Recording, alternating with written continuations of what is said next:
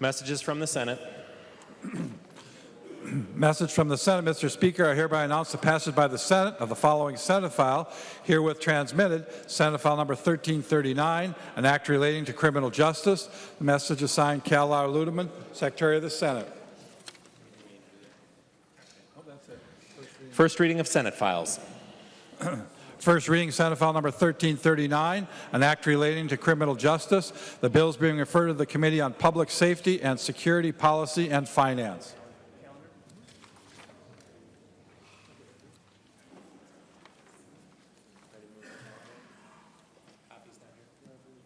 Calendar for the day. The first bill on the calendar for the day is House File 739. The clerk will report the bill. House File number 739, number 1 on the calendar for the day, an act relating to telecommunications, the third engrossment. Recognize the member from Wright, Representative O'Neill, to introduce your bill. Thank you, Mr. Speaker and members. Members, in a very short amount of time, in February of 2018, all eyes will be on Minnesota. We have been granted the great privilege of having the Super Bowl here. And since the Super Bowl is coming, many other amenities are coming to Minnesota. And if we pass this bill today and send it over to the Senate and they pass and the governor signs it, we will have infrastructure here that will really blow your mind. If you are a technology fan, this is a bill for you. Technology fan, I see hands raised. 5G technology cell phone service is coming, and already 7 states have passed legislation to usher it in. There are 26 states beyond that that have bills pending that will usher it in there as well. Thank you, Mr. Speaker. And what the industry needs is regulatory certainty and price certainty. That's what the bills are doing across the nation right now, and they're rolling in very, very quickly. Most of them have passed just in this year alone. So 5G technology is actually 100 times faster than 4G. You have 4G on your cell phones right now. Imagine being able to download a 2-hour movie in 3 seconds. If you went in the Verizon van that was here last week, it's astounding what you can do with 5G technology. This bill will help usher in 5G to Minnesota.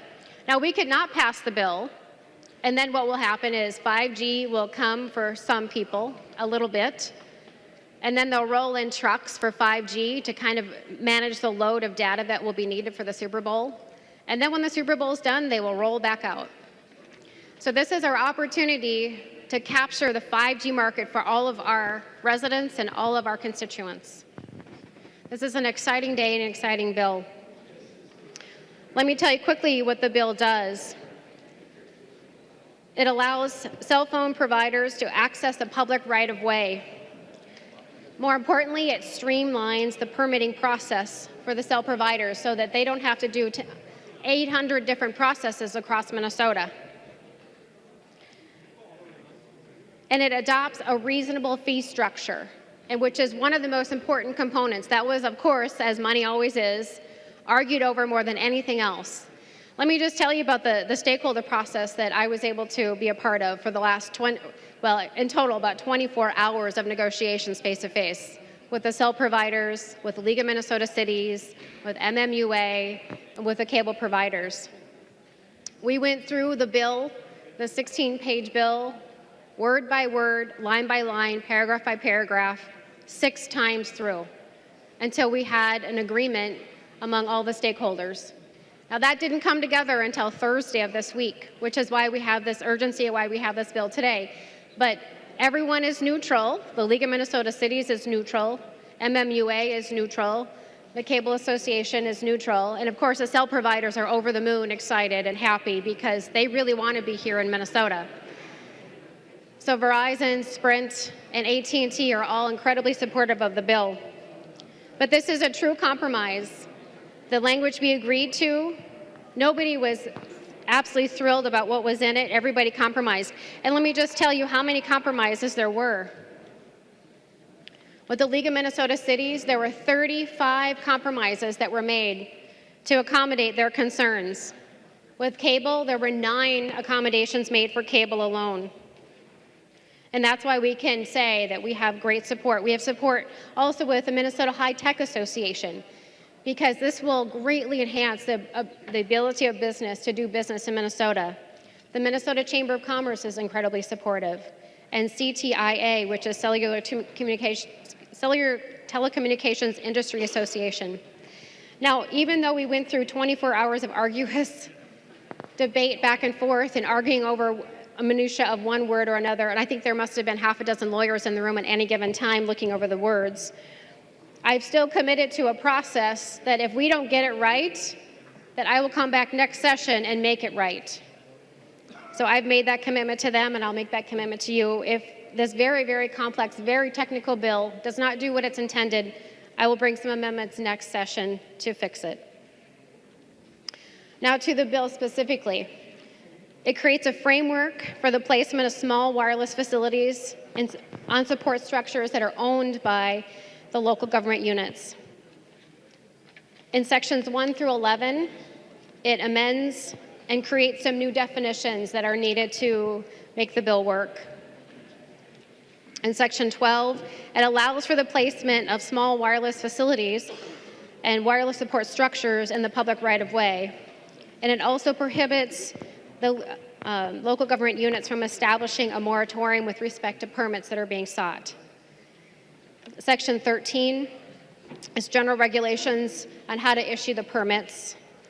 Section 14 prohibits a local government unit from requiring the placement of a small wireless facility on specific structures. And that's so that truly the wireless companies are putting together their network. They have very specific needs of where they need to be. And so that was an accommodation to make sure that it actually works, because you want a network that actually works. Section 15 governs the permitting process and approval process, and there are many accommodations that are made to the cities where they can refuse a permit for health, safety, and welfare reasons. Also, if it's a decorative pole, they can refuse it. If it's an historic district, they can refuse it. If it's in a residential area, they can refuse it if it's not meeting their standards there. Most importantly, Section 17, which is where we spent the most time, is about money. So the fees that were agreed upon, all of the permit application fees will be paid for by the providers. All the make-ready costs will be paid for by the providers, including any preparatory engineering or construction work needed. And if a new pole needs to go in, the providers will be putting in the new pole. There's also an annual rent, and in the bill that you have before us, it's $125 per pole per year, but I have an amendment to raise that to $150. There's a capped maintenance fee of $25 per pole per year, which will more than cover their costs. And also the monthly electric costs will be covered either by a flat rate if they choose that to have less administration, or actual costs of the electricity. The next two sections are just clarifying some language. And the last is it exempts the poles that are owned and operated by a municipal electric utility from the regulations, because the 125 MMUA cities have asked that they would be treated in a separate group, and so I think the industry will come back and bargain with them as an entire association. That's something that has been done around the country. And Mr. Speaker, I actually have an amendment that I would like to adopt at this time, the A10. Representative O'Neill offers the following amendment. The clerk will report the amendment. O'Neill moves to amend House File Number 739, the third engrossment. The amendment is coded A10. The member from Wright, Representative O'Neill, to introduce your amendment. Thank you, Mr. Speaker and members. So the A10 is the final agreement. After we had a committee hearing, the League brought another 11 items that they would like to consider. And this is the final agreement between the League of Minnesota Cities, MMUA, the cable providers, and all the cell providers who are now all on board. And I already stated who was neutral. It makes several clarifying and technical changes. As we had a dozen or so lawyers look through it, they found a few technical errors. It gives the cities more time to prepare for this process that's coming in before them. So if they do not have an ordinance or ready for the right-of-way, then this will give them additional time. It clarifies that the applicants must provide where the information is found. So if they're doing an application and they have already submitted applications, it will be on the provider to say, well, I've already provided this information, it's on this particular form or that particular place, so it's not as redundant for them. It modifies what information is needed in the small wireless facility permit, and it also makes it easier to negotiate on behalf of the city to do the co-location agreement. One thing that was very important to them is separation requirements, and I know some of this is very technical, and I wish you could have been in the room with me for 24 hours and you would have heard it over and over again, but this allows for separation requirements on the permit, which was something important to the cities. It also increases the annual rent fee from $125 per pole per year to $150 per pole per year. And just as a benchmark to understand what that means, right now with 4G technology, I told you that it was 100 times faster to go to 5G. Well, they're going to need 10 times as many deployments, so 10 times as many poles or places to put it. So this is a substantial amount of money that is just for the cost of rent. It doesn't cover any of the costs of the city, but it is just an additional benefit to them. It also clarifies that an option to pay for electricity can be the actual cost instead of the 12 cents per kilowatt hour calculated, so it adds that as well. And finally, it deals with primarily Minneapolis that has an ordinance already, and it honors through the grandfather clause any kind of permits or agreements that have been made. And just to understand that when those agreements are made, those are typically a 5-year lease, and so those leases will be honored through their full term. And so it clarifies that that is, in fact, a true grandfather, and they will be taken care of. And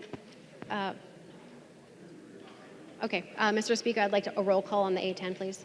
Roll call has been requested. Seeing 15 hands, there will be a roll call.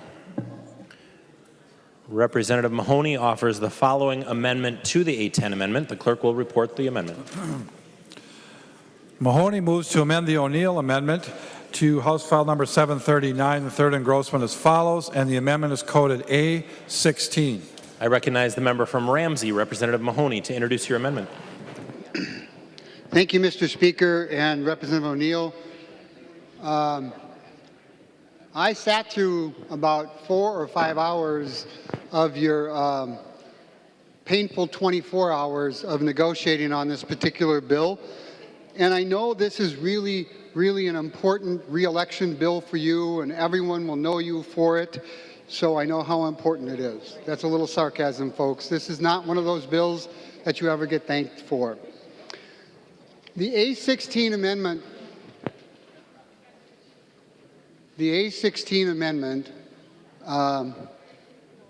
calls for an annual consumer price index adjustment.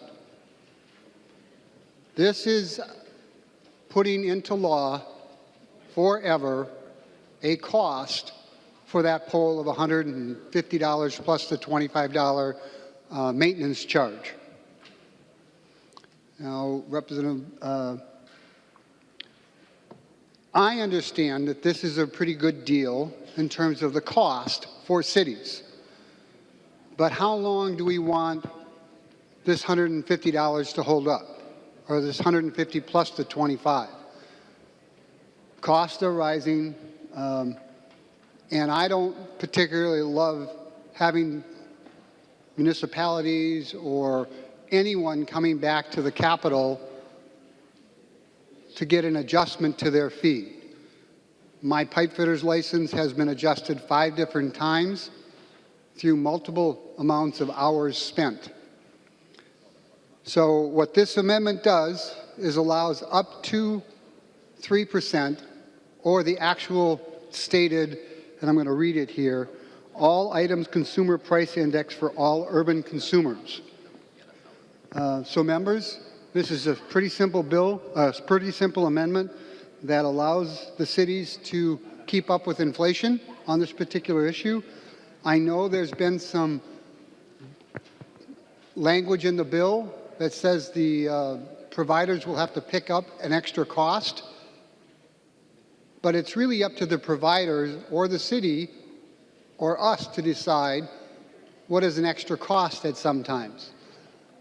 You could call this the anti-going to court amendment, because that's where it'll end up, unless we put into law that there's an adjustment for inflation.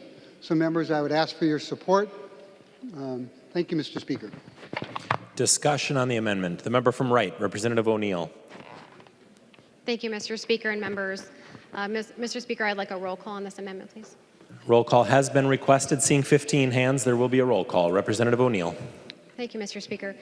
So members, I do, and Representative Mahoney, I really do appreciate you bringing this forward. This was discussed in the meetings, and the compromise that was agreed upon was that the actual cost of electricity would be covered, because there was a concern that as time went along that those costs would rise, and that's a substantial part of a substantial bit of money. If you look at what the costs are per month, that's in the bill, those are significant bits of money. And so while I appreciate your amendment and your thoughtfulness, that is something that I would ask members to vote no for, please, because this is a very tentative, it's a very tenuous agreement. It was, like I said, argued over and discussed for 24 hours, and I would ask that you would vote no in the true art of compromise, because this is one of the compromise items that we arrived at. Thank you, members. I ask you to vote no.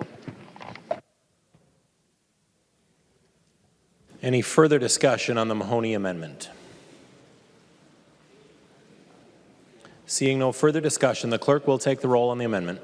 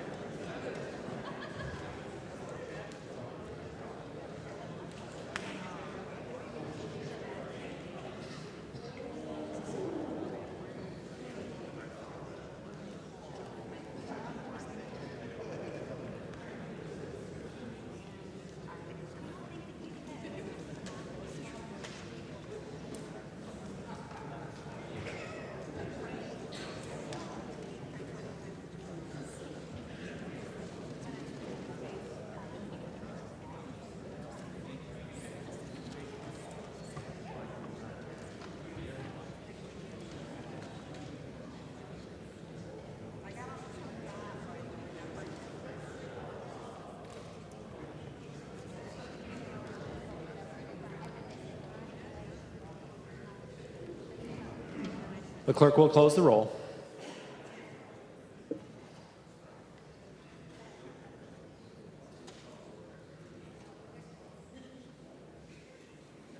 There being 51 ayes and 74 nays, the motion does not prevail and the amendment is not adopted. Representative O'Neill offers the following amendment to the A10 amendment. The clerk will report the amendment. O'Neill moves to amend her amendment to House File Number 739, the third engrossment, and the amendment to the amendment is coded A17. I recognize the member from Wright, Representative O'Neill, to introduce your amendment. Thank you, Mr. Speaker and members. And these are some additional technical fixes that we need to the bill, again, as we had dozens of lawyers look it over. So these are the last couple technical changes, and I ask for a green vote. Thank you. Any discussion on the A17 amendment? Seeing no discussion, all those in favor signify by saying aye. Those opposed, no. The motion prevails and the amendment is adopted. Representative Thiessen offers the following amendment to the A10 amendment. The clerk will report the amendment. Thiessen moves to amend the O'Neill amendment to House File Number 739, the third engrossment, and the amendment to the amendment is coded A18. I recognize the member from Hennepin, Representative Thiessen, to the A18 amendment. I'm going to withdraw it, Mr. Speaker. Representative Thiessen withdraws the A18 amendment. We are now on the A10 amendment. Discussion on the A10 amendment. The member from Hennepin, Representative Thiessen. Thank you, Mr. Speaker. I suggest that folks vote in favor of this amendment since it moves us closer to protecting the interests of our cities and is closer to the compromise. So at least as to the amendment, I would urge a yes vote. Any further discussion? The member from Hennepin, Representative Carlson.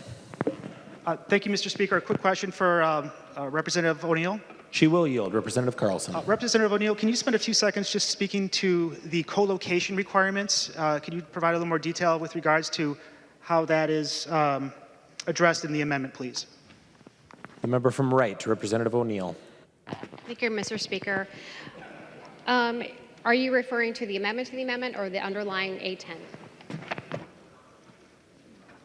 Representative O'Neill, we're on the A10 amendment. Representative Carlson.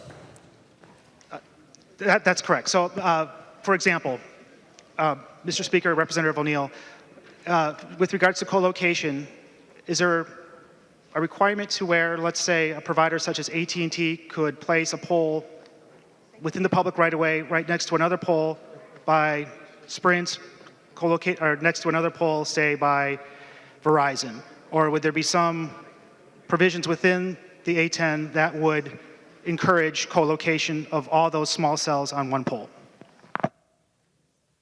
Representative O'Neill. Thank you, Mr. Speaker and Representative. So that is actually in the underlying bill as a whole, that yes, there are many provisions for the cities to say, you know, if you're going to co-locate these, let's do this in a logical fashion. The city can say, let's put them all on this pole, or if that's too heavy, they can put it on a different pole. The cities actually have quite a bit of latitude under this bill to do that. And so that's during the permitting process time. So they can either approve it or they can deny it based on health, safety, and welfare, and that would be a safety concern if it obstructed the view of traffic or something like that.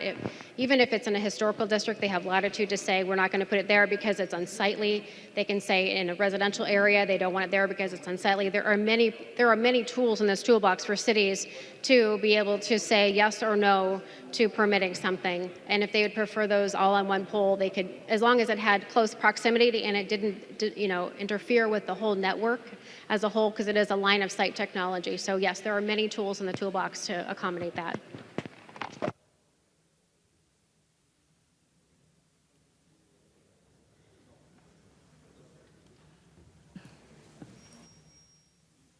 Any further discussion on the A10 amendment? The member from Dakota, Representative May Quaid.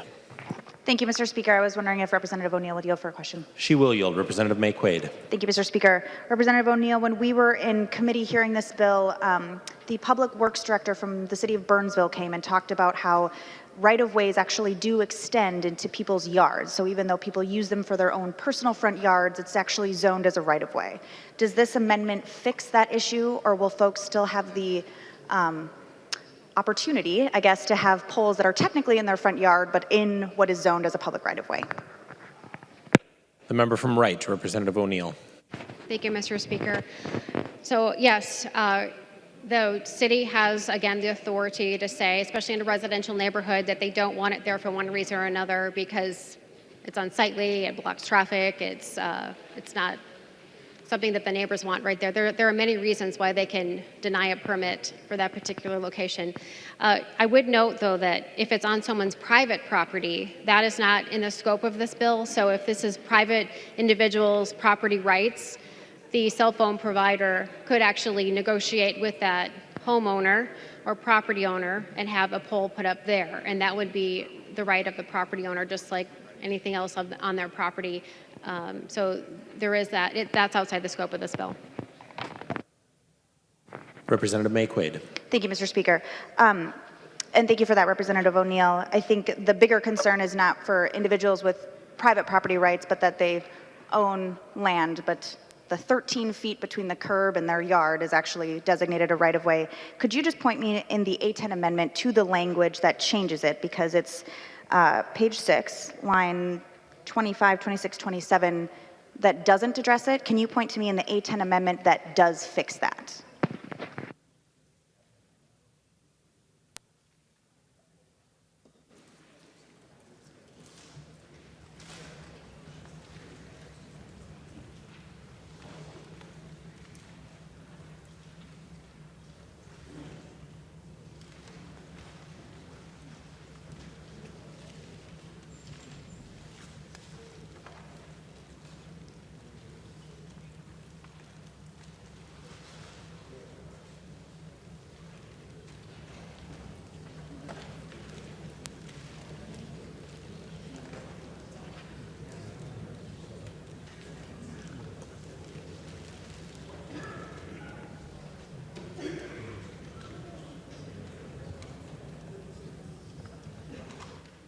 She will yield. Representative O'Neill. So it's actually in the underlying bill. I'm sorry. So I was looking in the amendment like you had suggested, but it's, like I said, it's in the underlying bill, page 6, line 23. Representative Mayquade.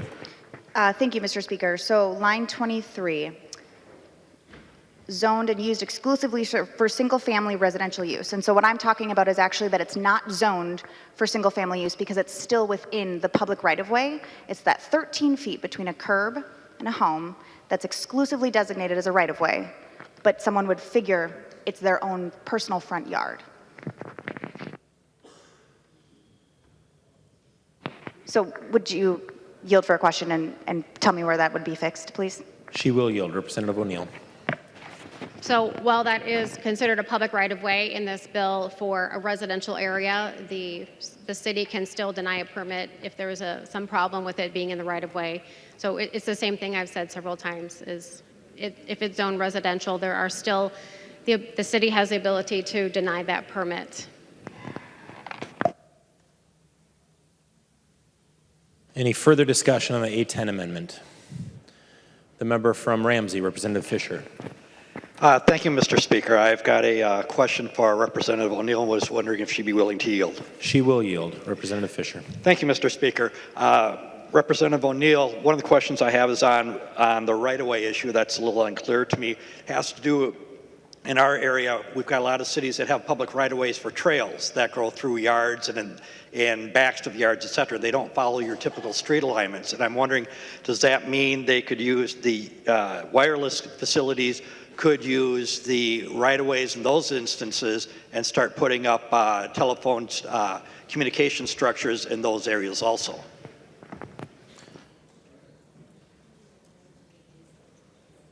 Representative O'Neill.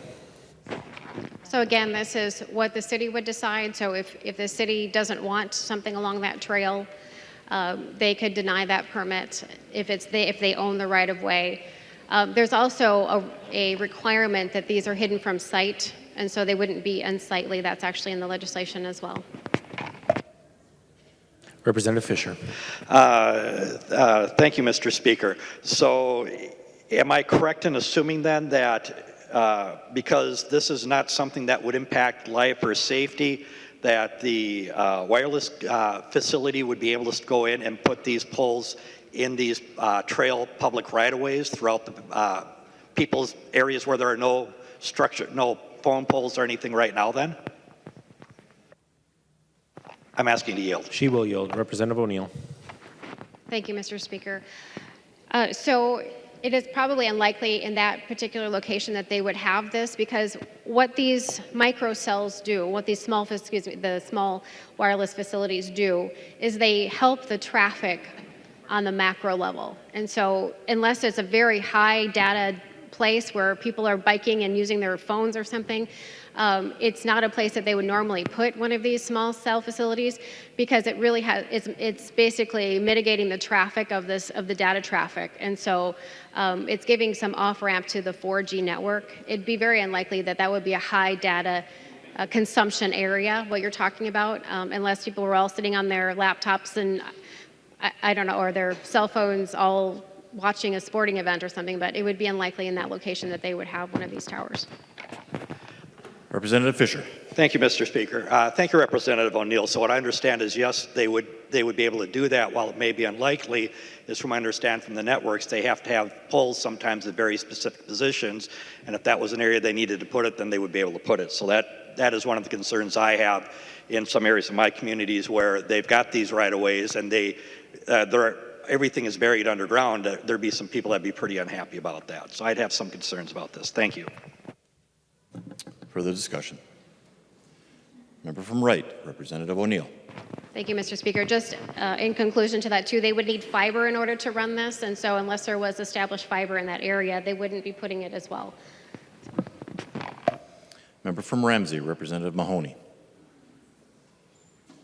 Thank you, Mr. Speaker. Would Representative O'Neill yield for a question? She will yield. Representative Mahoney. Thank you, Mr. Speaker. So, Representative O'Neill, this is, we've done some things similar to this we have always managed to grandfather in existing contracts and other things and agreements. So can you tell me, so I know Minneapolis has agreements. I know St. Paul has agreements. I know there are some other agreements with some of the other suburbs. Are those agreements going to be grandfathered in under your legislation, or do all those contracts become null and void, whether they're in Minneapolis or St. Paul or the other suburbs, and they have to be renegotiated underneath the new language? Representative O'Neill. Thank you, Mr. Speaker. And Representative Mahoney, thank you for that question. Yes, the A10 clarifies that, and there is a grandfathering clause in the bill itself. And in the amendment, it further clarifies the fact that if there is an agreement, if there's a permit, if there's a contract, that will be honored. And sometimes those lease agreements are 5 years, so all of that would continue to be honored, and now it's in 2 different places within the bill. The member from Hennepin, Representative Thiessen. Thank you, Mr. Speaker. Would Representative O'Neill yield? She will yield. Representative Thiessen. Thank you. So Representative O'Neill, on that point, you're talking about the last provision of your amendment, but that is only for things that are existing today. Any action after the effective date of this act is under the new law. Or is that not correct? What's your intent with this provision? Representative O'Neill. Thank you, Mr. Speaker, and Representative Thiessen. So yes, so it is a grandfathering, so anything that is being the contract that's been agreed to, the permit that's been agreed to, the collocation agreement that's been agreed to, whatever terminology that city is using, those contracts and agreements will be honored moving forward. And I believe the date was maybe a couple days ago, but they would be honored moving forward. So even the 5-year lease that are looking at, they're looking at doing would continue to be honored. Representative Thiessen. Thank you, Mr. Speaker. But just to be clear, any new agreements they would enter, even though they've already negotiated out ordinances and agreements with these companies in the past, would be under this new law, not under the ordinance that they adopted and the agreements that they've worked out in the past. Are you asking? Is that correct if she would yield, Mr. Speaker? She will yield. Representative O'Neill. Thank you, Mr. Speaker, and Representative Thiessen. So any new contracts made after the date in the amendment, I believe it's the 18th of this month, would be under the new statute.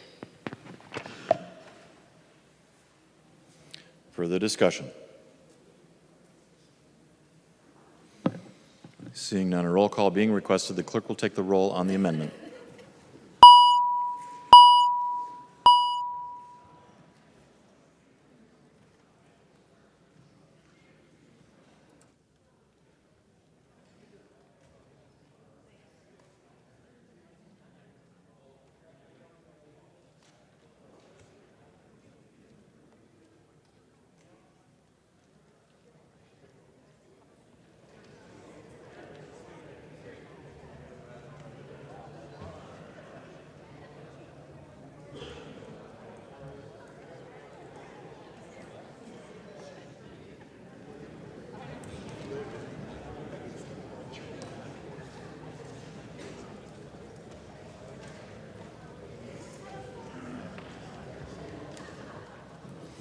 Clerk will close the roll.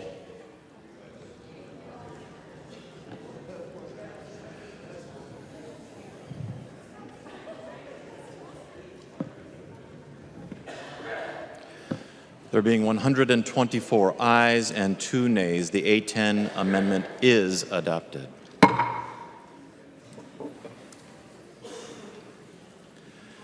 There is another amendment at the desk. The clerk will report the amendment. Thiessen moves to amend House File Number 739, the third engrossment as amended, and the amendment is coded A11. I call upon the member from Hennepin, Representative Thiessen, to introduce his amendment. Thank you, Mr. Speaker. Members, we've seen this amendment before. It's an amendment to increase the personal privacy of information that Minnesotans share on the internet. It basically says that internet service providers and cable companies, telecommunications providers, can't sell or share or otherwise distribute your information without your express consent. They have to actually ask you for your consent before they can do that. And it also says that they can't keep you off the internet if you say you don't want to share your information. It's as simple as that. I think it makes good common sense. Minnesotans across the state deeply support this idea. And I'd like a roll call, Mr. Speaker, and I'd urge people's green vote. Roll call being requested, and seeing 15 hands, there will be a roll call. Representative Rarick, for what purpose do you rise? Mr. Speaker, I rise to a point of order. State your point of order. Thank you, Mr. Speaker. I rise under Rule 3.21 that motions and propositions must be germane, and I am prepared to give advice. State your advice. Thank you, Mr. Speaker. The A11 amendment before the body is not germane to House File 739, as it would greatly expand the scope of the bill. The underlying bill deals with the placement of small cell wireless devices, not the use of data, and therefore I would ask that you find the point of order well taken. Further advice, Representative Thiessen. Thank you, Mr. Speaker. I rise with great hope in your wisdom tonight.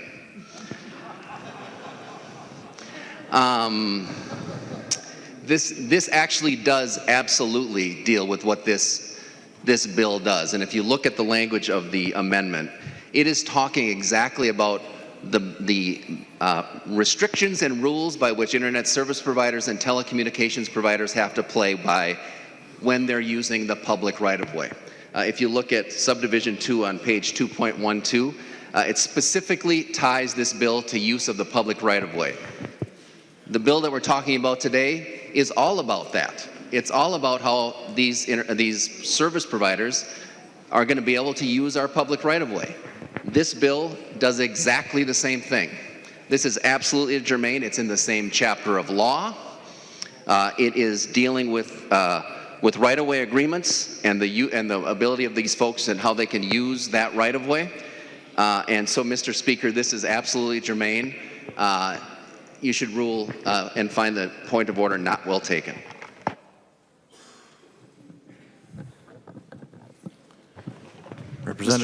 Representative Freiberg, for what Thank you, purpose do you Mr. rise? Speaker. I rise for advice. State your advice. Thank you, Mr. Speaker. As Representative Thiessen said, this is in the same chapter of law. I rise just to expand a little bit upon that. This is Chapter 237 of the Minnesota statutes.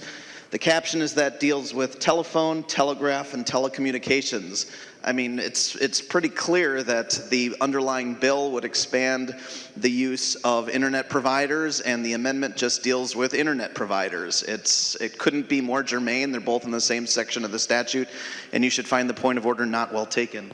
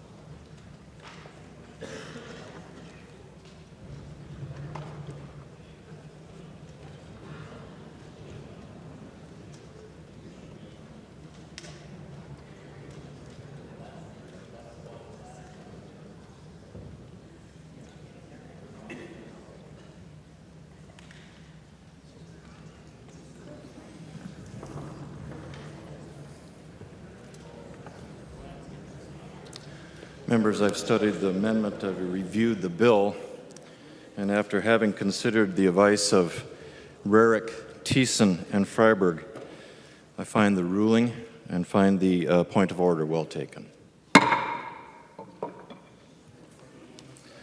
There are no further amendments at the desk. The clerk will give the bill its third reading. Third reading, House File Number 739, as amended. Third reading.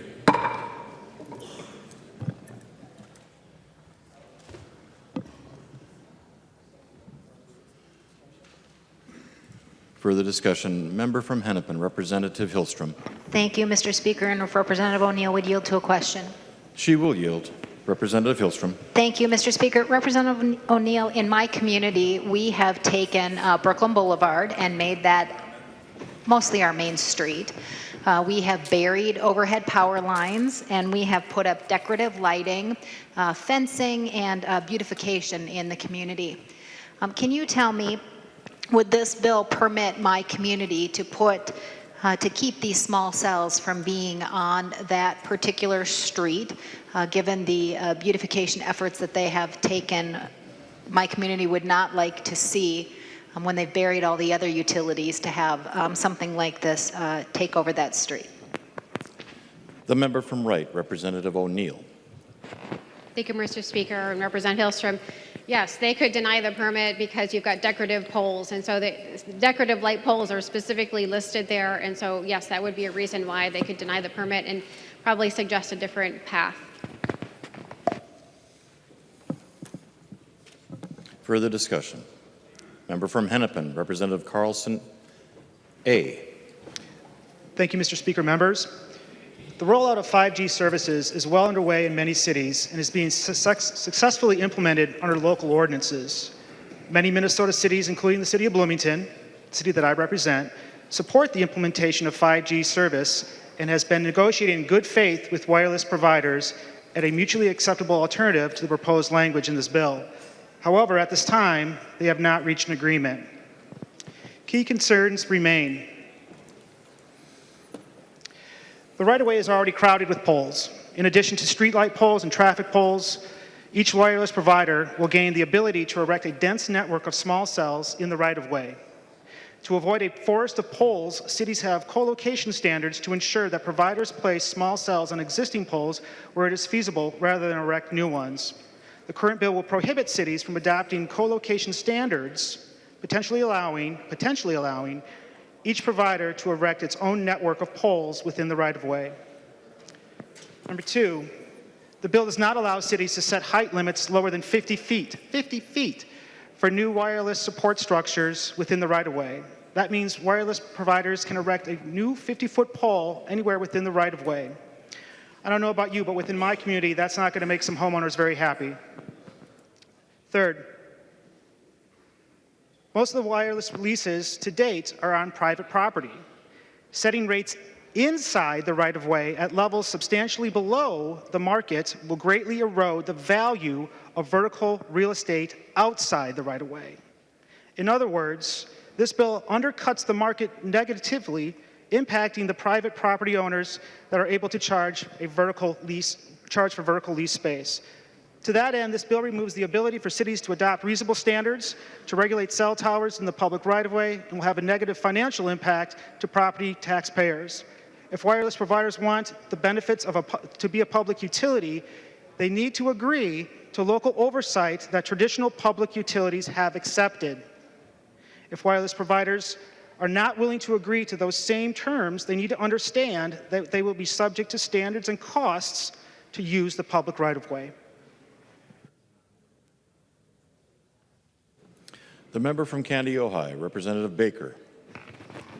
Thank you, Mr. Speaker and members. I rise to wholeheartedly support this bill today, and I think largely I had the opportunity to sit in the negotiations for a good part of the negotiations to see how it's supposed to work around here. Representative O'Neill took two parties that were extremely far apart from one another, and I did not have a whole lot of hope that this was going to see the light of day this year. I want members to realize that the cell providers don't love this deal. It's high-priced. It's on the very high end of national pricing, very, very high end. And I will tell you that if we don't do something, the FCC will very likely present something for all the communities in the nation to make sure this kind of needed technology will roll out, and it'll be a lot less for our communities. I have seen her magic work in this room, and I give her a ton of credit for making Minnesota one of the top 10 to launch this in the country And I think largely because we have the attention, as Representative O'Neill mentioned, because of the Super Bowl coming in February. So we are going to harness that opportunity.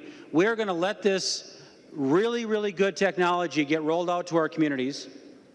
And I think it's something that we should show a lot of support for how this really comes together. To see the League of Minnesota Cities come to neutral is a huge deal. And I think Representative O'Neill said too already, this bill may not be perfect, but this is brand new technology, and she stands ready.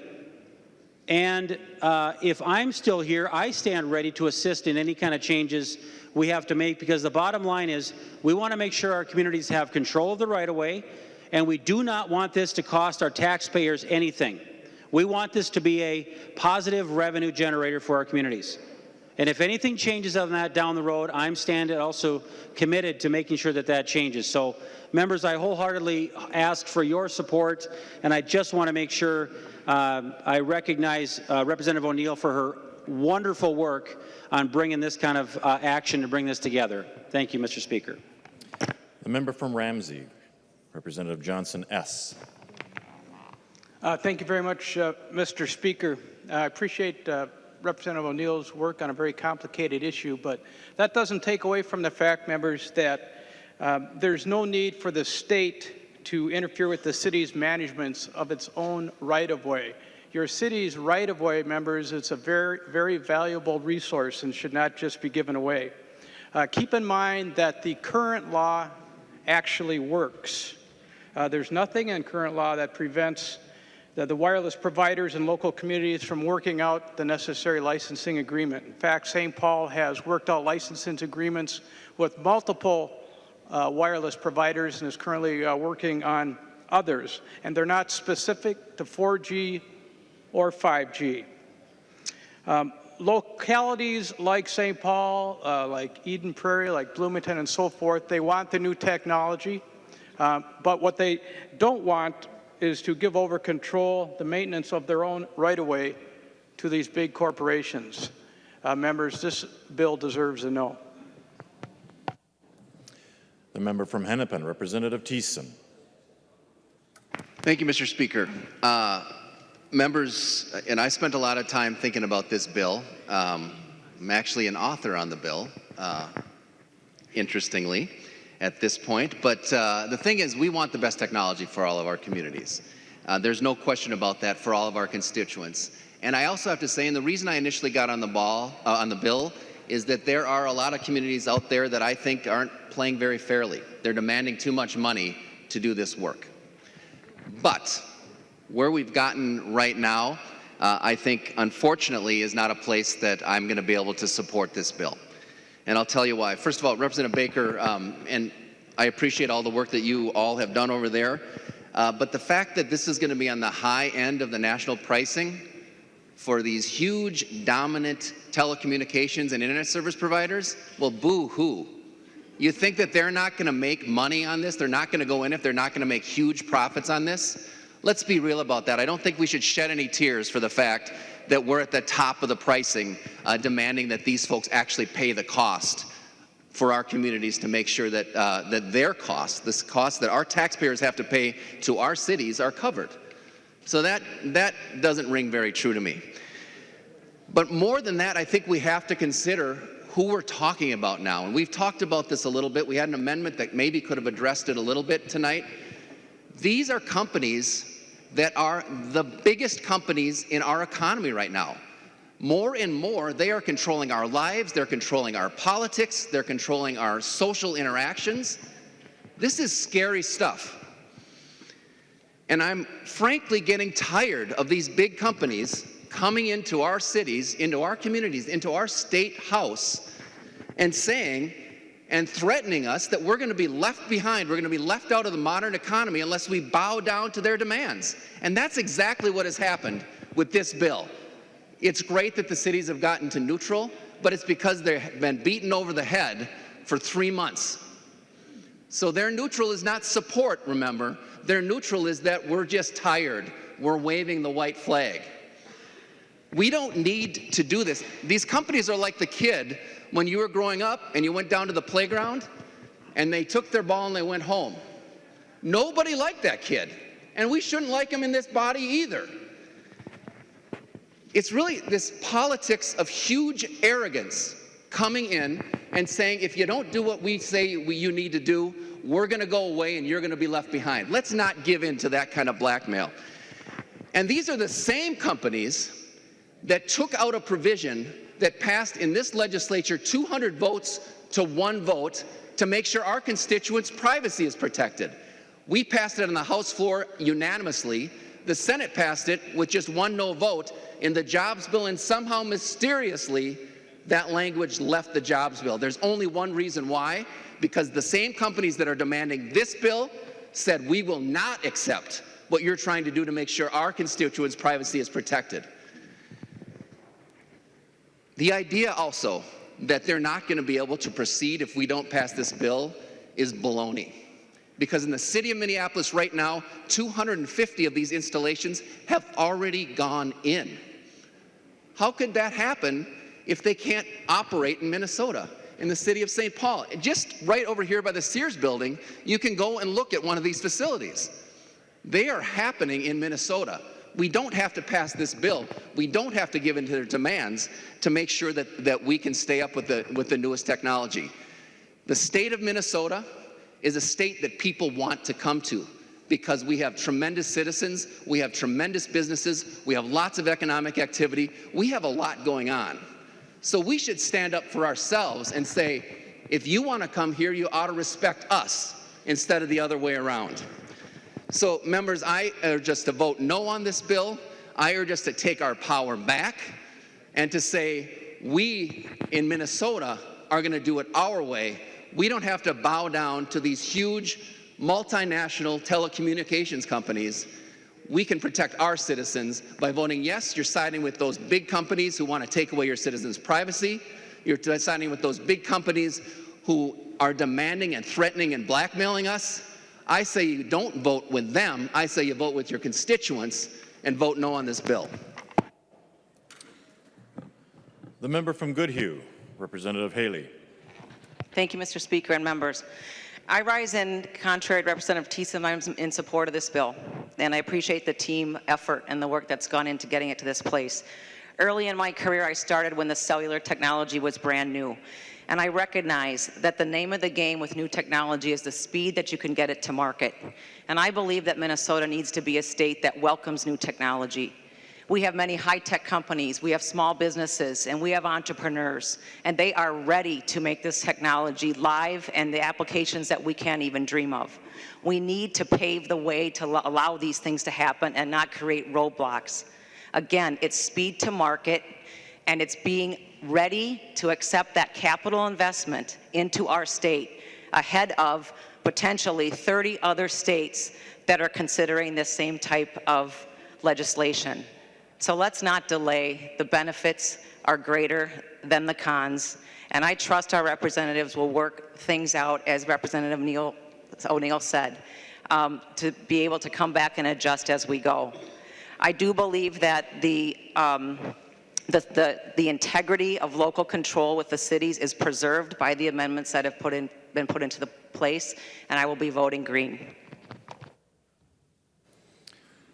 The member from Ramsey, Representative Moran.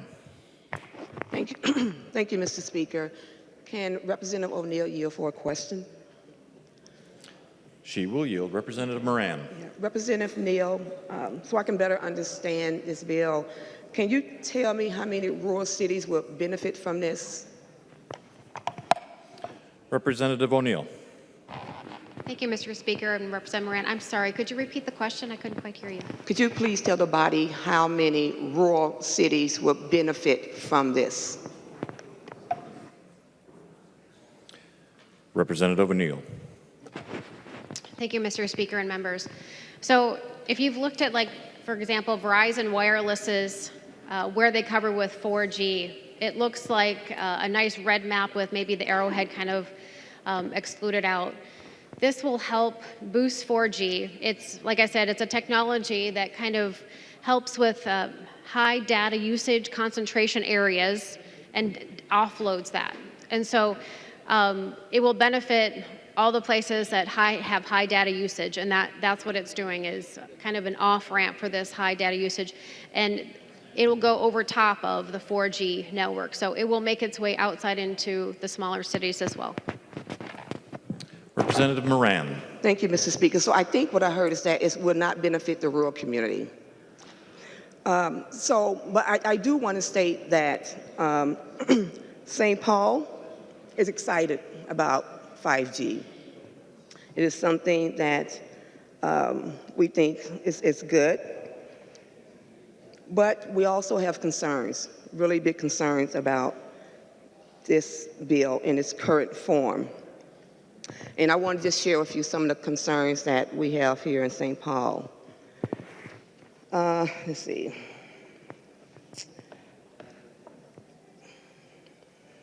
So the city of St. Paul has executed contracts with 3 of the 4 major carriers for small cell wireless implementation throughout the city.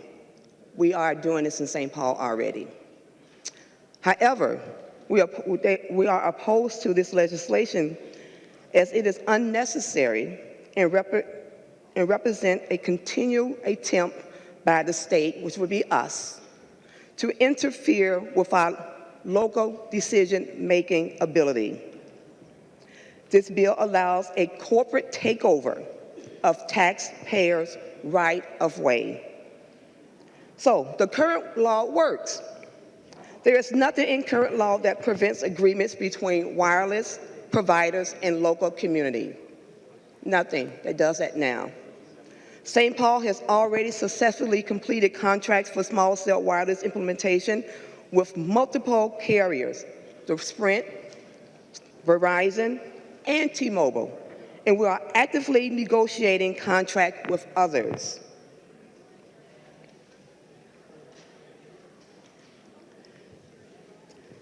The contracts for small cell wireless deployment in St. Paul were negotiated so that both the city and the cellular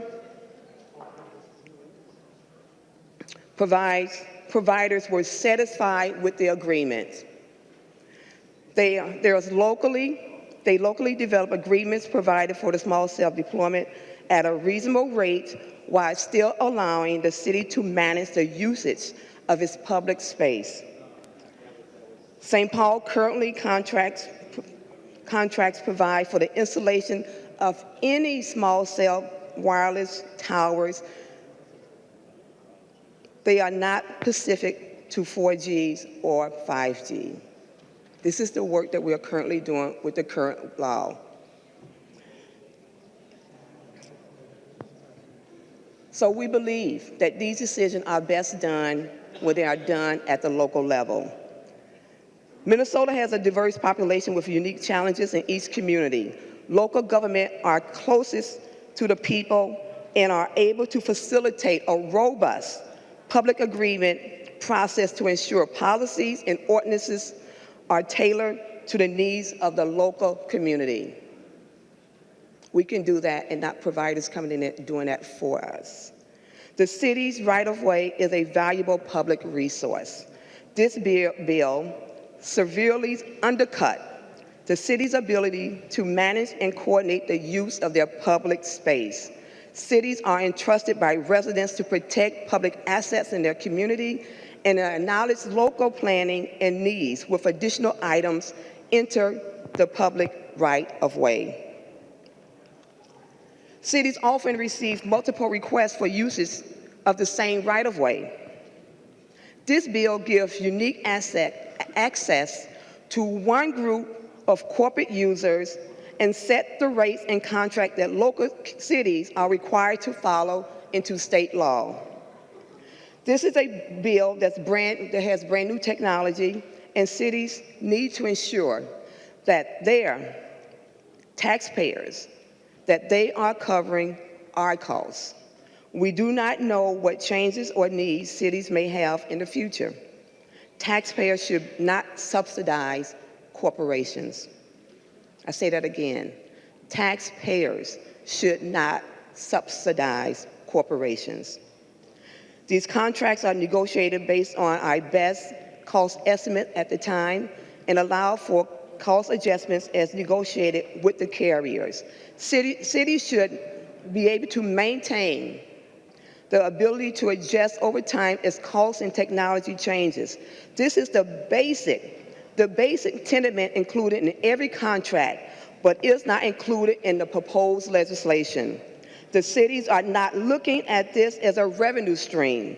They are simply looking for the ability to maintain control over their right-of-way and to cover their costs. So here are some specific concerns, line by line, that we have here in St. Paul. On 2.15, unreasonable fee language. It is unclear how unreasonable is defined, but the city is bound by current contracts. If the state forces us to break that contract, they should pay for the associating fees. Line 3.18. The city of St. Paul does not control utility poles. They are owned by Xcel Energy, so we cannot control the use of them in any way. Line 7.18. Requiring 15 permits at once is a serious staffing issue. Again, the right-of-way is a popular commodity. We do not have the staffing resources to accomplish what is outlined in this legislation, as many different utilities require staff time and resources. And last, 8.1, it prohibits charging fees for routine maintenance. It prohibits charging fees for routine maintenance. If they need to go up a pole to do maintenance, an obstruction permit fee should be required to assure that they are using our road in a way that does not adversely affect the public. I think this bill is a total interference of local control. I couldn't have said it any better than Representative Paul Thiessen about what we're doing here, and I assure you that my vote today will be a no. Thank you. The member from Wright, Representative Lucero. Thank you, Mr. Speaker. So, members, I have to admit, when I first saw a presentation that I intended on 5G, I walked away with concerns. And my concerns centered around local control and what that would mean to our local communities, as a former city council member myself. But as time went on, as I learned more about this, and then as I heard my colleague, Representative O'Neill, explain more about this and the hard work she's done, I think some of those concerns have been alleviated in terms of standardization, the process, and regulatory certainty. So I will be voting yes to this bill. But again, there's good arguments on both sides, and it's very understandable when we're talking about newer technology. Another reason why I'll be supporting this is because, as we're well aware in this body, technology has fundamentally transformed industry and the world in our lifetime. We've gotten to this point of 4G, but the next step is 5G. We can either adopt it now and be on the leading edge, or we can be on the trailing edge. And if we're on the leading edge, that is definitely going to continue to allow the innovation in our state, innovation to occur. That's going to lead to more jobs. It's going to lead to a demand for more technologists. And members, technology is where the high-paying jobs are. So by being on the leading edge and adopting this now, by the way, what 5G is, there hasn't been a lot of discussion on the body here on this. It is the unifying fabric that will connect billions of devices. That's what we're setting up here. We would be establishing the infrastructure so that several years from now, the smart grid, smart technology will be able to use. Some examples. What's coming down?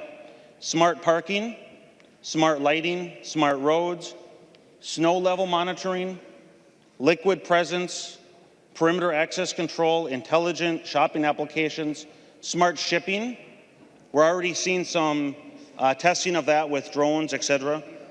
But smart cities, smart grid, it's all coming. That's what 5G is going to allow.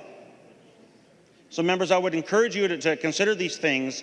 By being an early adopter, we set up the infrastructure, the capabilities that will drive innovation, that will drive further demand for jobs, and those jobs will require further educational institutions to train in those new technology jobs. And we would have the opportunity to attract more educational curriculum and schools that will train the next generation of technologists, and we can do that right here in Minnesota. So members, in Minnesota, and I would encourage you to vote green for the bill. Thank you. The member from Dakota, Representative Make-Wade. Thank you, Mr. Speaker. Well, members, I'm a millennial in all sense of the word, just through and through, and I live on my phone. I live with technology, and I have since I was born a very short 31 years ago. I'm very excited about 5G, which is fifth generation internet. That's what that means. And when we switch over to 5G, that means those big cell towers that we have all over the state that you can see very visibly, they need boosts between the big towers, right? That's what the small cell wireless is, boosts between the big towers. But we know that as technology continues on, it changes, right? We had underground cable, and then we had lines above, and then we buried them below, and now we have big cell towers. Now we want to put up 50-foot poles wherever they need a boost. And they want to do it in the cities. And so we're selling our public right-of-ways so that these huge telecom companies can put them up wherever they need that boost. And we're restricting how our cities can say, that's not visually appealing, or that's in someone's front yard. You can't put it there. We're binding our cities so that they cannot have that local control that they need to maintain the visual beauty of their city, to maintain the actual function of their public right-of-ways. Those are things that we need. So I'm a no on this bill because I think we can do better. We got close, but I think we can do better. We need to maintain local control. We have stripped so much away from our cities already this year. And selling our public right-of-ways just takes us farther down that road. New technology, 6G, will be here in a few years. What is it then? Refrigerators hanging off of light poles? We have to have some sort of restraint when we do this. And just because the Super Bowl is coming doesn't mean we're going to be left out of 5G, I promise. So I'm a no on this bill because we cannot continue to sell local control for the interests of big corporations. Thank you. The member from Wright, Representative McDonald. Thank you, Mr. Speaker. You know, it's all fine and dandy on the other side, not to paint with a broad brush, but to have these windmills all over our landscape, or big solar gardens, and that's to be acceptable. Then you have Representative O'Neill, who's worked very hard on this 5G, which is going to be a phenomenal experience and an opportunity for Minnesota, and not to mention saving people's time, because unfortunately, some of us are a slave to this stupid machine in front that I hold as a prop. And if we have 5G, which is 100 times faster than 4G, imagine the time that'll saved for each one of you, not to mention your businesses. But for you to get up on the other side and say, oh, this 6 cubic feet thing is going to be an eyesore, when you're so in love with the plant of solar gardens and big windmills that are all over our landscape, and that's fine. That's a hypocrisy at its greatest, indeed. So I support Representative O'Neill's bill for the fact that it'll save time. And guess what? You all know the old saying, right? Time saved is money earned. So vote green if you want to save your time and save money and advance Minnesota into the future and to 5G. Thank you, Representative O'Neill. I'll be voting green because this is a green bill. The member from Wright, Representative Lucero. Thank you, Mr. Speaker, and I appreciate the indulgence. I forgot to mention one point. Representative Thiessen, I know that your amendment was ruled out of order, but I'm right there with you. And among those things that I just listed that will be coming down the pipeline here when 5G is finally implemented, security is a huge issue. And as you look, if you listen to that list, and you go to any internet site and simply Google Internet of Things. That's what 5G is going to allow, Internet of Things. Security is hugely important, and you could imagine the threats and vulnerabilities that will be much more prevalent when the Internet of Things is greatly expanded. So again, Representative Thiessen, I'm right there with you. I look forward to working with you, and we definitely need to get in front of and put into place the policies to ensure that Minnesotans and their data and their livelihoods are all going to be protected. It's just this bill wasn't that place to do it. But again, we need to work on that. Thank you. The member from Dakota, Representative Mason. Thank you, Mr. Speaker. Members, I think we're getting a little confused as to what the real point is here. It's not about technology. I think most of us want to have the best technology possible. What the problem is, what this bill does, is takes away or limits local control. I have been appalled this year about how many of the bills are taking away or trying to limit local control. And I am well aware of how much influence these large corporations can bring to a hearing in this building, believe me. But I believe that it's important for us to be standing with our communities, standing with our residents. These large corporations have the resources to do the work that they need to do. They don't need the legislators here fronting for them.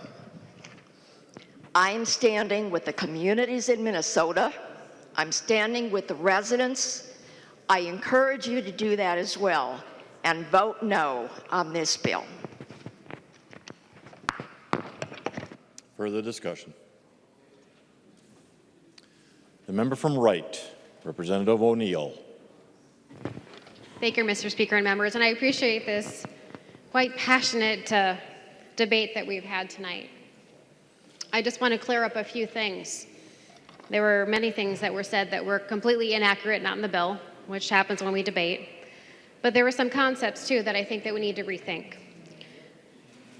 So something to understand, when we talk about fair market value, we're not talking about just fair market value in Minnesota, because these companies are just not Minnesota companies. You have to look at a fair market value across the nation. I think that's incredibly important. So if you want a fair market value rate, let me just give you some examples of states that have passed this and what their fair market value is. Because here in Minnesota, if we pass this, it would be $150 per pole per year, plus $25 for maintenance per pole per year. So I think Representative Moran had said something about maintenance, that it's not covered. Well, it is. It's a flat fee of $25 per pole per year. But let's just look around the nation. So Arizona just passed a bill, and they have a $50 right-of-way fee and a $50 pole attachment fee. That's $100 total. Ours is $175 plus electricity costs. Colorado has a pole attachment fee that's either a lesser of the FCC rate, which is somewhere between $18 and $24 per pole. I said that again. So FCC's rate is $18 to $24 per pole, not $150 per pole, or really it's $175 if you include in the maintenance that we're talking about doing today. Indiana applies a $50 pole attachment and a $100 application fee. Now the application fee, so all of the application permitting is all paid for by the company, and it's the cost to the city. So there's three different buckets. The application permit fee is paid for by the providers. The make-ready costs, whatever costs to put the pole up, put whatever they have to put up, that's paid for by the cell providers.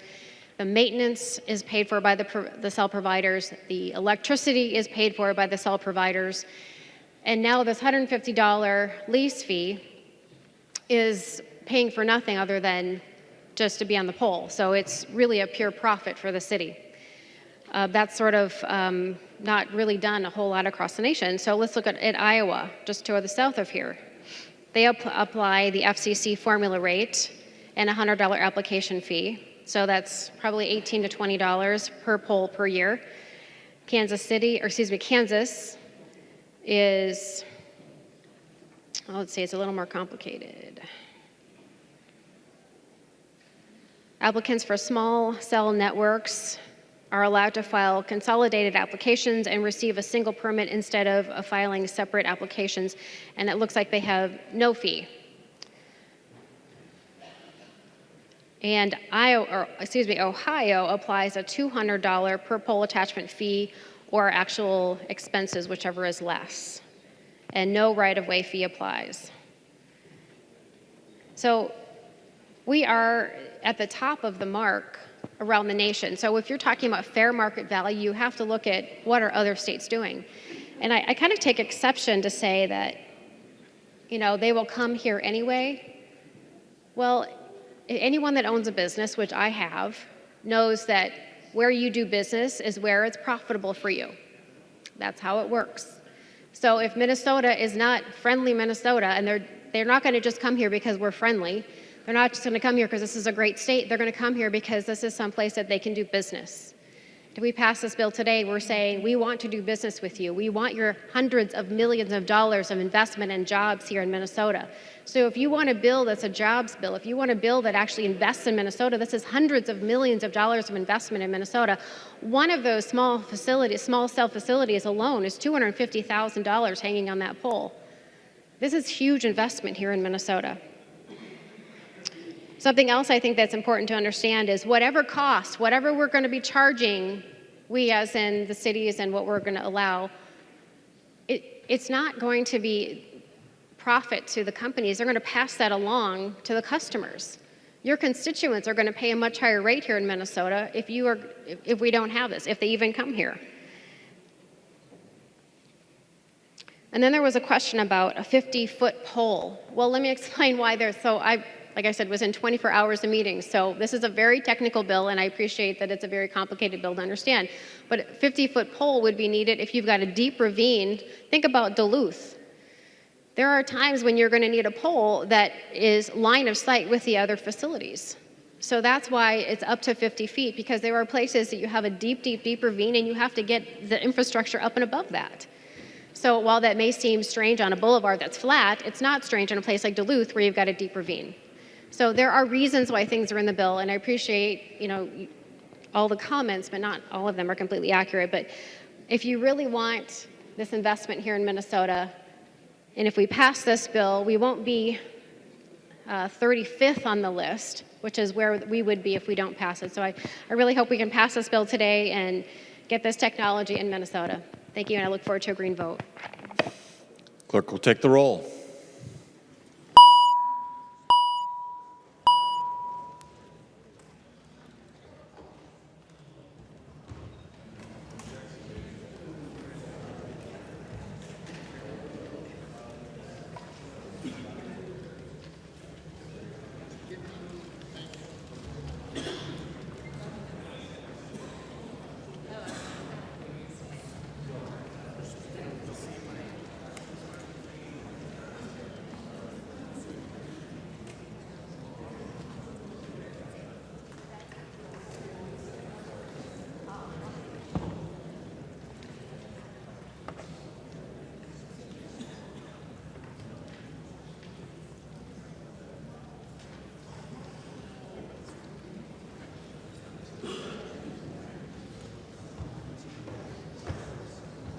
Clerk will close the roll.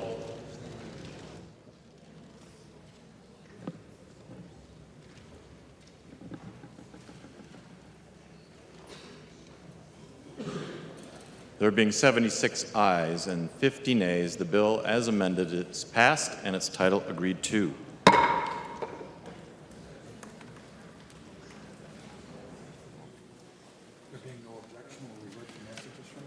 There being no objection, we will revert to messages from the Senate. Message from the Senate, and this is the Hoppe motion. Mr. Speaker, I hereby announce the Senate refuses to concur in the House amendments to the following Senate file. Senate file number 444, an act relating to liquor. The Senate has respectfully requested a conference committee be appointed thereon. The Senate has appointed as such to the committee Senator Doms, Utke, and Tomassoni. The message is signed Cal R. Loonan, Secretary of the Senate. Hoppe moves that the House accede to the request of the Senate and that the Speaker appoint a conference committee of 3 members of the House to meet with a like committee appointed by the Senate on the disagreeing votes of the 2 houses on Senate file number 444. I recognize the Member from Carver, Representative Hoppe, to your motion. Thank you, Mr. Speaker. Mr. Speaker, members, that is my motion. I would like to accede to the wishes of the Senate and have the Speaker appoint 2 other members of the House so we can have a conference committee and get the omnibus liquor bill figured out for this year. Thank you. All those in favor of the motion, the Hoppe motion, please signify by saying aye. Aye. All opposed, nay. Motion prevails. Member from Washington, Representative Detmer. Thank you, Mr. Speaker. I rise for point of personal privilege. State your point of personal privilege. Mr. Speaker and members, today is a special day. Today we celebrate Armed Forces Day. We know we have Memorial Day, we have Veterans Day, but today is Armed Forces Day. Armed Forces Day is a federal holiday observed annually on the 3rd Saturday of May. It is a day dedicated to pay tribute to men and women who are currently serving in the United States Armed Forces. Additionally, Armed Forces Day forms part of the Armed Forces Week. It should be noted that because of their unique training and schedules, the National Guard and the Reserve that we have here in Minnesota, the units may celebrate Armed Forces Week over any period of the month of May. A little history lesson for us. The inception of the Armed Forces Day dates back to 31 August 1949. It was a day dedicated to honor Americans who are currently serving in the 5 branches, the United States military branches: the United States Army, the U.S. Navy, United States Marine Corps, U.S. Air Force, and the U.S. Coast Guard.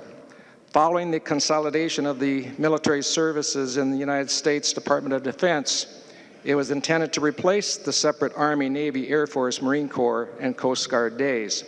But today, the separate holidays are still observed with those branches. Mr. Speaker and members, on 20th May 1950, the holiday was first observed. The theme for the day was Team for Defense, which expressed the unification of all the military forces, armed forces, on that day. And the Armed Forces Day still remains a day focused on expanding the public knowledge and understanding of what the job is to be performed within our military and the role of the military within the civilian life, and as a day of honor for all those who are serving in our military forces. And Mr. Speaker and members, on a personal note, my wife and I have twin sons that are currently serving 4 deployments in Iraq, Afghanistan. Our one son is currently in Afghanistan. And members, if you have somebody in your family or relatives that are currently serving, would you please stand up?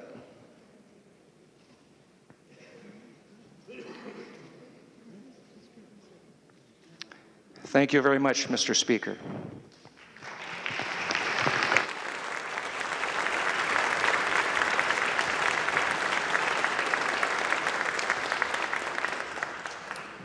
The member from Blue Earth, Representative Considine. Thank you, Mr. Speaker. I rise for a point of personal privilege. State your point of personal privilege. The other day we heard a little bit about the 2nd best women's softball team in the state of Minnesota. MSU Mankato tomorrow will be playing for the Central Regional Championship, and if they win that, they will be on to the World Series. They have a tremendous team, and I believe they are the favorites to take the Division II women's softball tournament. Thank you.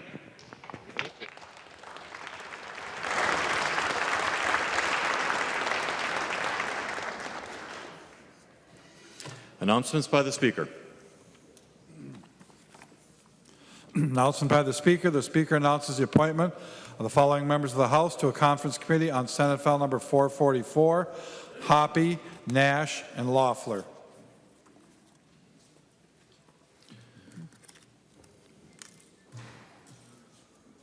Rules from the Committee on Rules and Legislative Administration.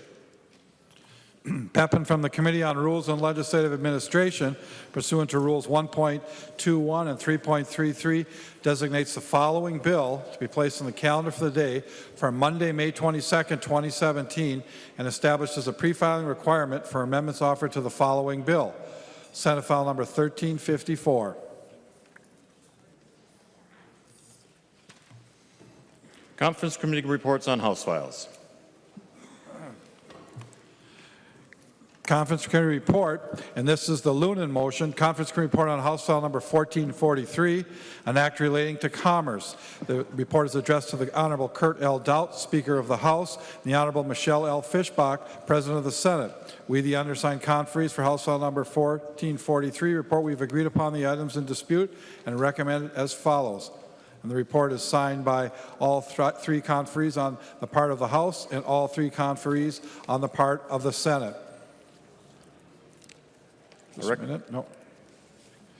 Loonan moves that the report of the Conference Committee on House File Number 1443 be adopted and that the bill be repassed as amended by the Conference Committee. I recognize the author, Representative Loonan, who will explain the report.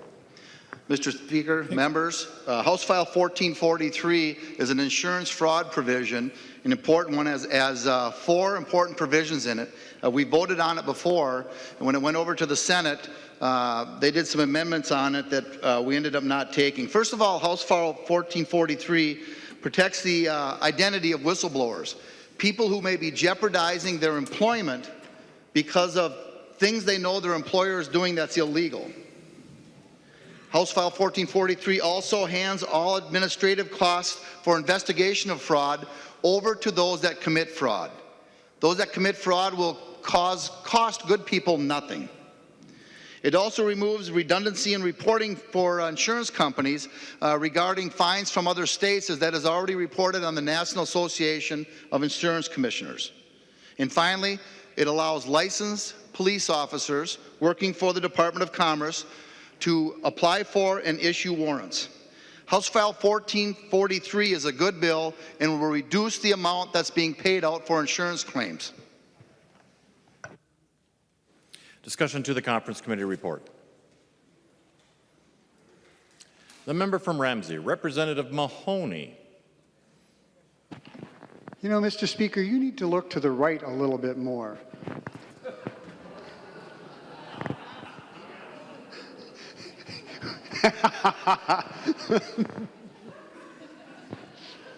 Would the author of the bill yield to a question? He will yield. Representative Mahoney. Thank you, Mr. Speaker. I thought I heard you correctly when you said that this will end up in savings for people buying insurance. You know, I've heard that line before. So can you assure me that these savings are actually going to go to the customers? Because as Representative Albright would be able to tell you, a couple years ago we fashioned a deal on workers' comp where all the savings from this particular deal, it was a big amount of money, was supposed to go to the policy holders. And so far I've heard none of that report. So how would you assure to us and me that this money is going to go to the policyholders? Representative Loonan. Mr. Speaker, and I want to thank Representative Mahoney for that question, because I think it actually brings up a very important point. You know, one of the big problems we're going to tackle here in the legislature is the incredible cost of health care, a situation where someone evokes a service when a third party is buying. And the statutory reality right now is that by law, insurance premiums cannot be inadequate. Companies have to be able to pay their claims. It cannot be excessive. In other words, there should be a relationship between the premium you pay and the risk you represent. And I feel that we've gotten away from that and need to take a look at that going forward. And the third figure is that the rates cannot discriminate. The Commerce Department is charged with regulating that.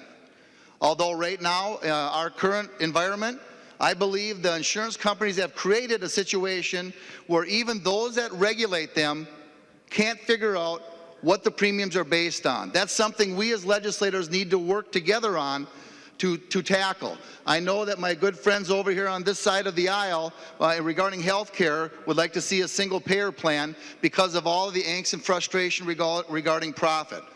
Well, I share some of that frustration and the lack of transparency. And so we need to craft legislature that will put the lights on and accountability so that relationship exists.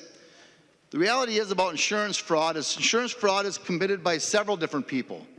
Representative Mahoney, fraud is committed by people who purchase insurance. I think everybody knows that. Fraud is committed by vendors who provide services that insurance companies are paying for. Fraud is also committed by insurance agents. And I believe fraud is also committed by insurance carriers from time to time, and that we finally need to take on that hard topic and address it. I welcome working with any legislators that want to work on that. I'm all ears and ready to go. Further discussion?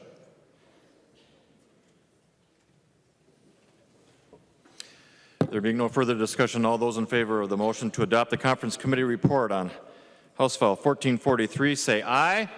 Aye. All opposed, nay.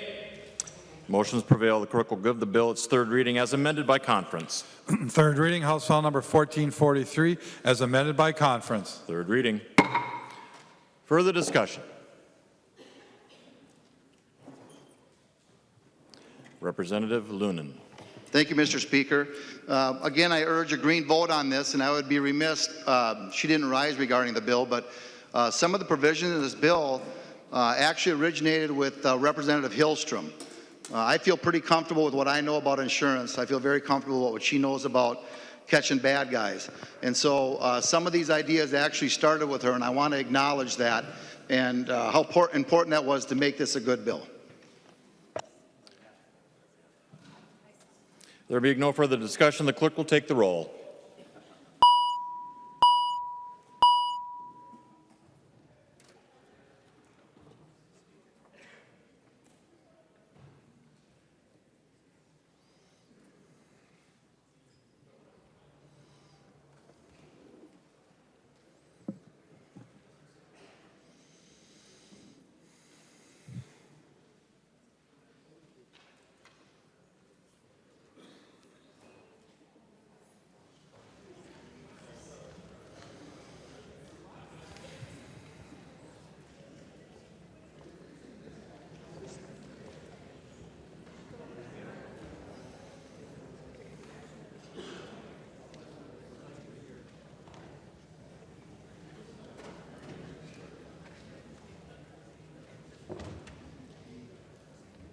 Clerk will close the roll.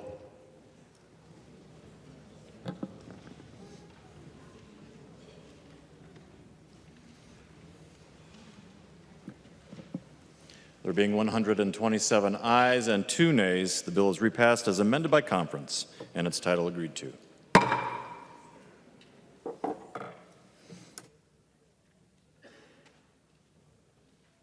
Member from Hennepin, Majority Leader Pepin. Thank you, Mr. Speaker and members. I move that the House waive Rule 1.50 so that we can meet past midnight.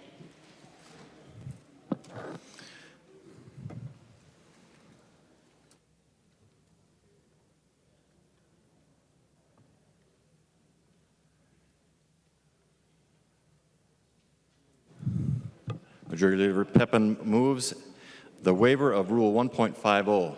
Any discussion to that motion?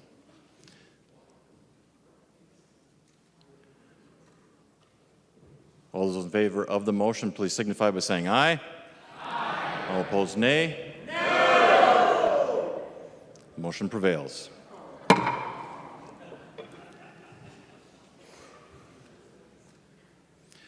Majority Leader Pepin. Thank you, Mr. Speaker and members. The Republican members, we will caucus immediately after recess in our caucus room. And Mr. Speaker and members, I move a recess to the call of the chair of approximately 30 minutes. Mr. Speaker. Minority Leader Hortman. Thank you, Mr. Speaker. DFL members, we will caucus in our caucus room immediately upon the recess. Representative Pepin moves a recess to the call of the chair for approximately 30 minutes. All those in favor signify by saying aye. All opposed, no. Motion prevails. We are on recess to a call of the chair for approximately 30 minutes.